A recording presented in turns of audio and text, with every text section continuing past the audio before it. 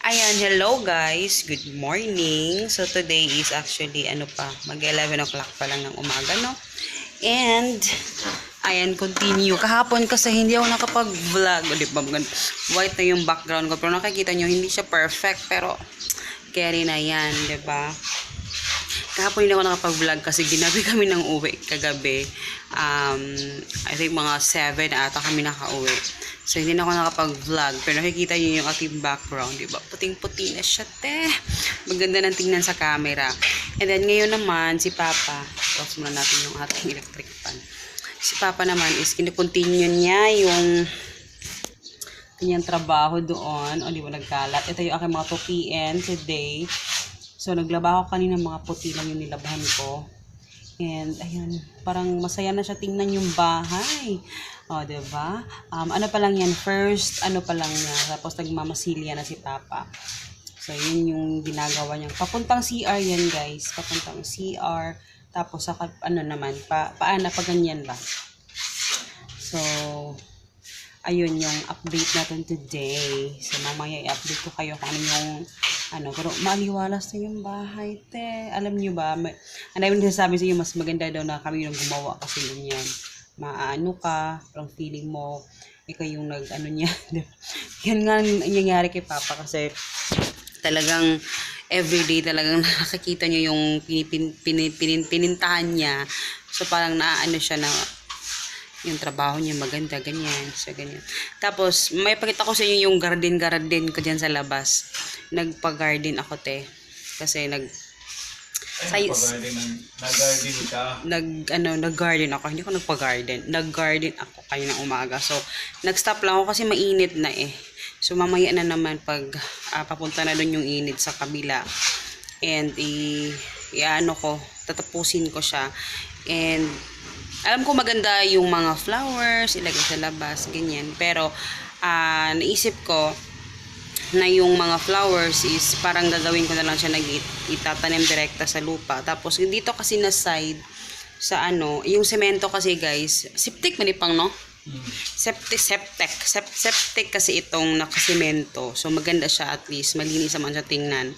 So, pero hindi siya full na semento sa labas. So, dito na side, parang meron siyang ang tawag dito lupa na, pati dun sa side na maliit na lupa na. So sabi ko, instead ng mga bulaklak yung itanim ko halos dyan sa labas, why not itanim ko dyan yung mga sili, hindi naman yung mga vines, kasi yung mga vines like mga alugbati or something, mga maganda siyang itanim sa likod lang. Diba? Kasi hindi naman kaaya-aya tingnan pag alam mo yung may nagka-ano dyan sa labas. So yung mga sili lang, tapos yung mga tomatoes, and yun yung mga ornamental sili ko. And I'm planning na yung bell pepper, ganyan. So yun yung itatanim ko sa labas para hindi naman mga vines talaga. Parang lang, diba? And ano pa ba itatanim ko dyan? Titingnan ko kung ano yung itatanim ko pa. And, yun yung itatanim ko. Tapos, may mga flowers pa rin naman sa labas. Pero, syempre, hindi lahat talaga flowers. Kasi, maganda lang siya tingnan. Pero, syempre, mas maganda yung nakaka-benefit pa rin tayo. Na nakakakuha tayo na talaga nagagamit natin siya. Yung flowers kasi, parang beautification lang dun sa lugar. Alam mo yun. So, ayoko yung talagang, So, yun lang naman. Naisip ko lang naman yun. Pero dati pa naman dun sa pinirerentahan namin, alam nyo naman na doon ako sa labas, sa mga garden ko kasi wala kaming likod. Ngayon na may likod kami, mas maganda pa rin na magtanim sa labas.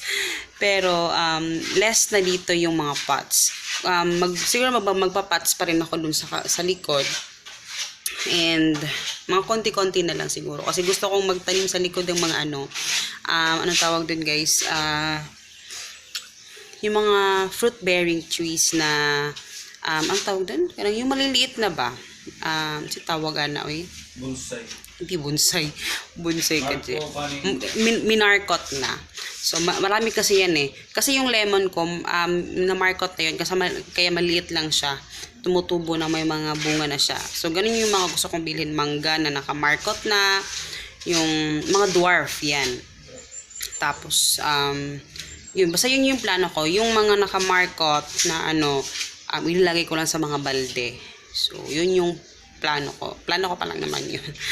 Pero, kasi marami pa tayong mga projects, diba? So, yun yung plano ko doon. Kasi syempre gusto ko din na meron kami nakukuha ng mga prutas. Alam mo yung makaka-benefit ka din naman. Makakatipid ka din, diba? Ang haggard eh. Makakatipid ka din sa mga prutas-prutas, ganyan. So, tignan natin kung ano yung mangyayari. Pero for now, nag-ano muna ako sa labas. Mamaya pakita ko sa inyo kasi medyo mainit pa eh. So, ayun. Hintayin natin kung ano yung update ni Papa mamaya sa kanyang trabaho. So, nagkalat yung natin. So, alam niyo naman, syempre, dahil tayo. So, ganyan talaga yung buhay. Makalat-kalat. So, ayan. So, update ko kayo later. Ayan, hello guys, update. Ayan, so hapon na and pinastop na si Papa kasi gusto niya yung magkape sa labas, so kailangan malinis na. And yan, tchereng! O diba, maliwalas na. Kita niyo pa si Papa na ano yun o. So, update.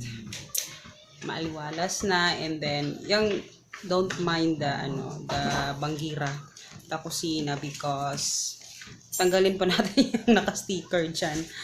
And, ayan. So, yan yung ating medyo makalat pa na, pero ang ganda na natin. And then yung CR, diba? Yung CR. Tingnan nyo yung CR. Tingnan nyo yung CR. Nakikita nyo yung, yung CR. Uy, Diyos ko Lord. Ayan, diba? Maliwanag. Diba? Ayan, para makita nyo. Kasi against the light tayo, guys, no? Against the light, pero ayan siya. Mas maputi na siya, guys. Nakikita nyo naman kanina. And then, yung eto, yan yung papalagyan ko ng yan, kasi pangit siya. Pero napinturahan na pati yung loob ng ZR. Ang maganda na siya. And, so, eto na lang yung kasi pa ganyan. So, maliwalas na siya yung CR. Gives kong coin slot. So, maliwalas na siya. Hindi nyo kasi against the light siya, no? Pero, ayan siya. So, magawin namin today is i-arrange na namin kasi kayo na nagkalat talaga yan. So, i-arrange na natin. Tapos, yung lagayan ko ng plato, i-dispatch ako na yan. And, ayun, ikukunik namin ulit itong gustong-gusto ko tong aming lagayan ng toothbrush. Ayan. So, ibabalik ko siya ulit doon. So, nakikita niyo yung kalat na. So, maglilinis muna ako. Kasi, ayan, nagwawalis kasi ako dito. So, ayan yung kalat. Mga ni Papa. Kasi dyan siya tumungtong. So, ang na. So, ayan. Tapos dito ang kalat din kasi nakakatawa. Tignan nyo yung aking trabaho. Ayun, nilagyan ko ng, kasi ito yung garden ko. So, tignan nyo yung kasi yung iba na, parang na-transplant shock ata sila, no?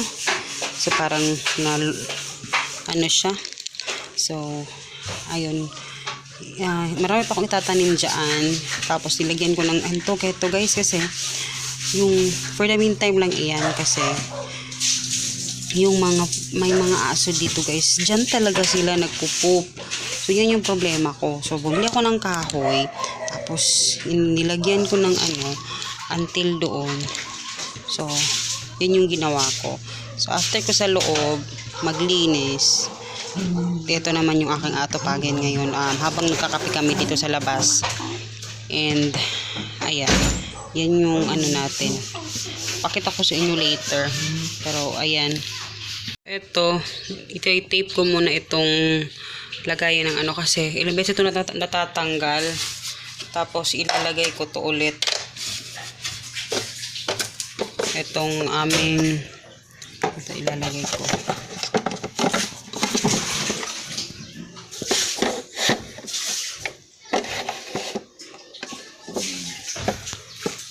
Diyos ko, parang hindi mahulog. Ang dumi na So, kailangan kong punasan ito. Tapos ito may may drawer. Tapos dito yung toothpaste. Diyos ko, ano ba ito? Tapos magnetic yung kanyang baso. Natatakot ako kasi baka mahulog. Ano siya, mabasag.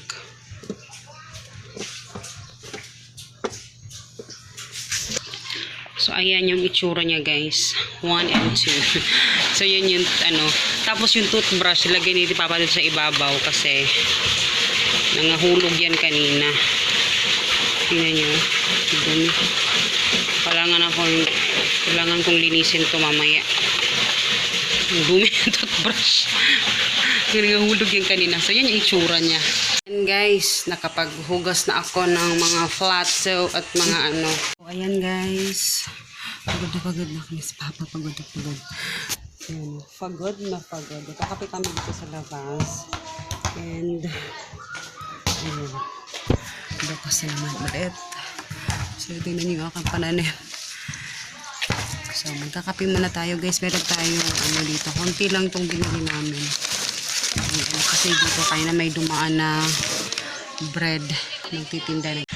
So yun, kape-kape. Hindi ko alam kung nasan na yung anak ko. Yan sa gilid. Yun sa aman. Nandyan pala sa atin yung buhok ni Papa nagkano na. So ayan, ito yung view natin. Yung view natin puro mga damo. Mahangin kasi dito sa labas. Hindi siya mainit. Mahangin sa labas. Mahangin sa labas. Hindi ko lang alam kung makakapasok pa sila dyan, no? Yung mga, maliliit na aso.